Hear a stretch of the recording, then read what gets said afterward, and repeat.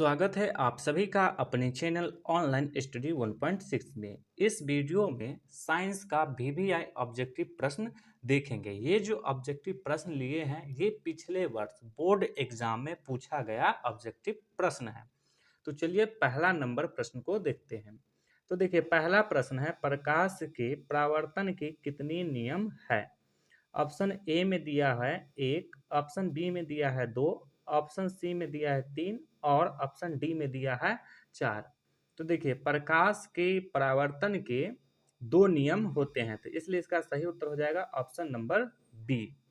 और यदि आपसे पूछ दे कि प्रकाश के अपवर्तन के कितने नियम होते हैं, तो प्रकाश के अपवर्तन के भी 2 नियम होते हैं।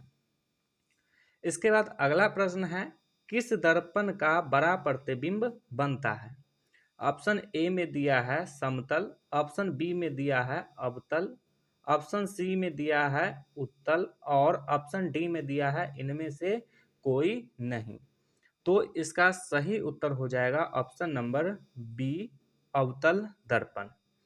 अब देखिए यदि इसी प्रश्न के स्थान पे ये पूछ देता कि किस दर्पण का छोटा प्रतिबिंब बनता है, तो उसका उत्तर हो जाता उत्तल दर्पण। इसके बाद अगला प्रश्न है, गोलीय दर्पण में फोकसांतर एवं वक्रता त्रिज्या के बीच संबंध है। देखिए गोलीय दर्पण में फोकसांतर को F से लिखते हैं और वक्रता त्रिज्या को R से लिखते हैं। तो गोलीय दर्पण में फोकसांतर एवं वक्रता त्रिज्या के बीच संबंध होता है F बराबर R/2। तो इसका सही उत्तर हो जाएगा ऑप्शन नंबर सी। इसके बाद अगला प्रश्न है, समतल दर्पण द्वारा बना प्रतिबिंब होता है। ऑप्शन ए में दिया है वास्तविक, ऑप्शन बी में दिया है काल्पनिक, ऑप्शन सी में दिया है ए एवं बी दोनों, यानी कि ऑप्शन नंबर ए वास्तविक एवं बी यानी कि काल्पनिक। तो वास्तविक एवं काल्पनिक दोनों, डी में दिया है इनमें से कोई नहीं। तो इसका सही उत्तर हो जाएगा ऑप्शन नंबर बी, काल्पनिक। जब भी समतल दर्पण द्वारा प्रतिबिंब बनता है तो वो काल्पनिक होता है। इसके बाद अगला प्रश्न है, दाढ़ी बनाने में कौन सा दर्पण उपयुक्त होता है। ऑप्शन ए में दिया है समतल दर्पण, ऑप्शन बी में दिया है उत्तल दर्पण, ऑप्शन सी में दिया है अवतल दर्पण और ऑप्शन डी में दिया है इनमें से कोई नहीं। तो इसका सही उत्तर हो जाएगा ऑप्शन नंबर सी, अवतल दर्पण।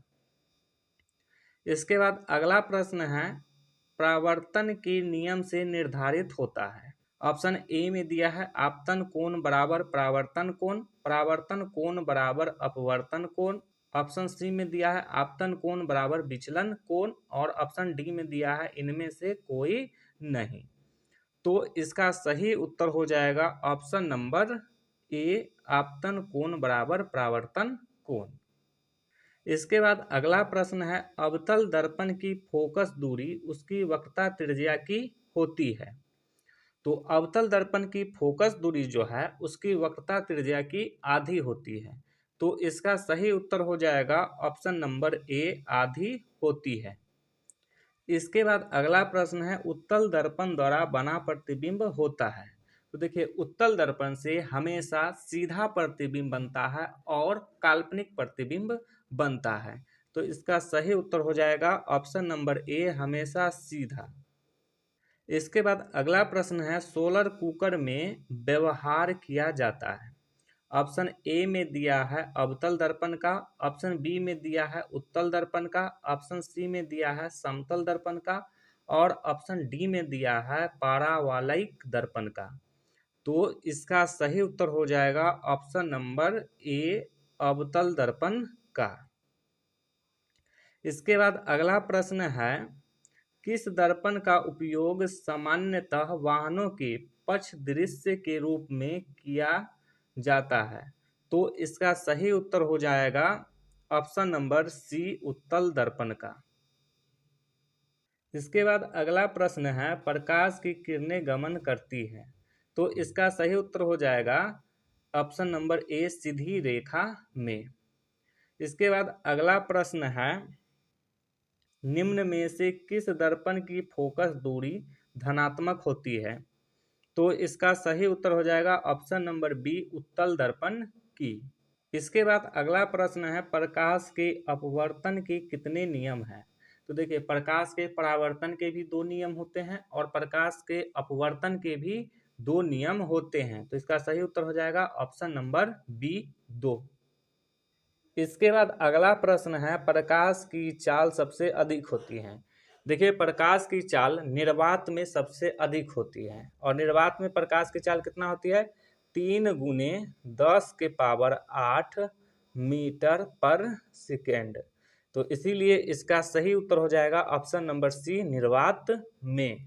इसके बाद अगला प्रश्न है, लेंस की क्षमता का एसआई मात्रक होता है। तो लेंस की क्षमता का एसआई मात्रक होता है डाईऑप्टर। तो इसका सही उत्तर हो जाएगा ऑप्शन नंबर डी, डाईऑप्टर। तो आप लोग कमेंट कीजिएगा कि 15 में से कितना प्रश्न जो है वो सही हुआ है।